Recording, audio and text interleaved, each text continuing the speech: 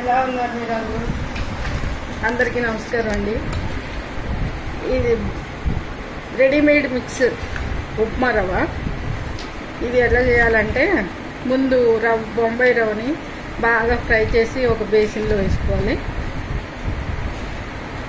ఒక బాణల్లో నెయ్యి వేసి ఆవాలు, జీలకర్ర, మినపప్పు, శనగపప్పు, జీడిపప్పు, అల్లం, పచ్చిమిర్చి, కరివేపాకు అన్నీ బాగా ఫ్రై చేసుకుని, ఫ్రై అయిన తర్వాత ఇందులో వేసి కొంచెం ఉప్పు కూడా వేసి బాగా కలపాలి. కలిపి బాగా చల్లారబెట్టి ఏదైనా డబ్బాలో స్టోర్ చేసుకోవచ్చు.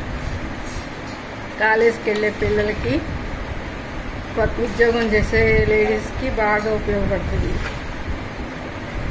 2.5 గ్లాసుల నీళ్లు బాగా మరగబెట్టి అందులో 1 గ్లాసు ఈ మనం రెడీ చేసుకున్న బొంబాయి రవ్వని వేసి, ఉప్మా రవ్వ